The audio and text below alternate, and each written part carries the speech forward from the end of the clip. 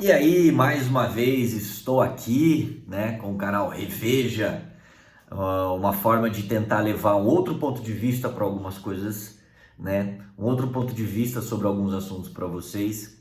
E dessa vez eu vou falar sobre um assunto que eu conversei com uma amiga minha hoje, que foi super pertinente para algumas coisas, porque ela postou uma coisa nas redes sociais que dizia mais ou menos assim: a vida ela é muito mais feliz quando você é corajoso e emocionado. E aí eu falei para ela, pô, depende muito, né, do que seria coragem, o que seria ser emocionado e tudo mais. E aí eu falei para ela que existem pontos de vistas relacionados ao que poderia ser coragem ou o que poderia ser emocionado. A grande questão é que as pessoas confundem muito, né? Elas acreditam que coragem é uma ideia de imprudência e ser emocionado numa ideia de inconsequência.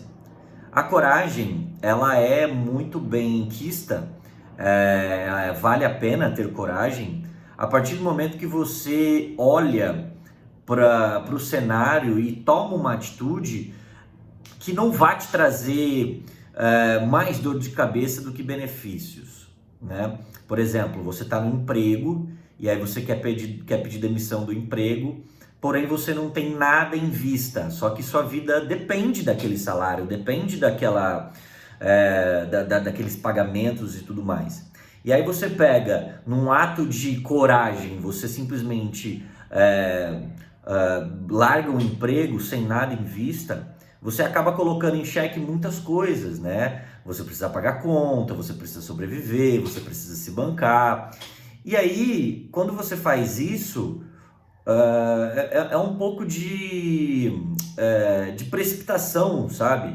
Do tipo, eu sou corajoso, eu sou corajosa. Mas calma, entendeu? A coragem, ela é importante, mas num cenário em que as tuas escolhas não te trarão mais dor de cabeça do que benefícios, como eu disse agora há pouco, né? Eu acredito que a coragem, ela tem que vir, mas a partir do momento em que você analisa todo um contexto, todo, né, todo um aparato externo, e você avalia e fala, bom, vale a pena eu tomar essa decisão, não vale a pena. Eu, por exemplo, demorei quase um ano para poder sair do trabalho em que eu estava, para poder viver apenas de rede social. E não é questão do tipo, o João tem medo. Não, é porque existem algumas coisas, algumas decisões que a gente precisa tomar que precisam ser racionais. Não simplesmente agir pela emoção do tipo, tenho coragem, é isso. Claro que eu não estou falando para você ficar num lugar em que não te agrada, mas tem que tomar um pouco de cuidado, um pouco de precaução antes de tomar qualquer tipo de atitude, entendeu? Um outro ponto importante quando a gente fala de ser emocionado é prestar um pouco de atenção sobre o que seria então ser esse emocionado, essa intensidade toda. Será que eu preciso colocar essa intensidade toda em todos os lugares, em todas as pessoas? Por quê? Quando a gente meio que se abre e meio que já é intenso logo no começo, e aí é isso, aquilo, tal, parece que é um ato de desespero, um grito de desespero, querendo com que aquela pessoa fique na nossa vida a qualquer custo. Então a gente simplesmente se joga de cabeça em relações rasas, e o que acontece? A gente quebra a cara. E aí a gente sempre coloca a culpa no outro, o outro não aceitou a minha intensidade. As pessoas não são obrigadas a aceitar. As pessoas não são obrigadas a querer ficar na nossa vida. A gente precisa entender quem sim, quem não e quem nunca, né? A questão da intensidade não é ela em si, mas sim aonde você coloca essa intensidade. Tem pessoas que sim, vão querer que você seja alguém intenso, mas tem pessoas que não, tem pessoas que simplesmente estão ali e elas vão fazer parte da sua vida até um certo ponto, depois elas vão deixar de fazer parte da sua vida, entendeu? Eu sempre falo daquele livro da Brené Brown, que é sobre a coragem de ser imperfeito, né, sobre a vulnerabilidade. E o que acontece muito, que eu vejo nas redes sociais, é que as pessoas pegam, né, um pouquinho, sabe, pegam pequenos textos assim, entendeu? Pequenas coisinhas ali e colocam nas redes sociais e as pessoas tornam aquilo como verdade absoluta. E toma cuidado, entendeu? Começa a se questionar. Começa, eu acho que muito mais do que a autoafirmação, precisa ter uma autocontestação e entender realmente tudo que está acontecendo na sua cabeça e tudo que acontece ao seu entorno, né? Ah, eu só atraio um certo tipo de pessoa.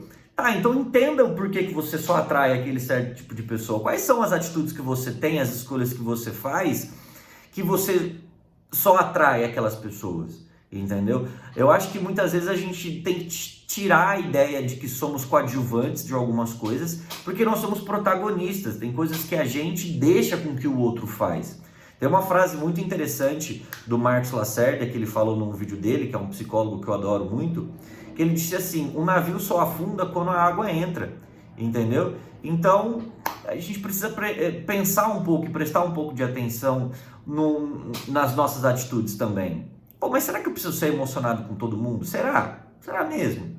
Eu não acredito que a gente precisa se entregar logo de cara para qualquer pessoa que entre na nossa vida, entendeu?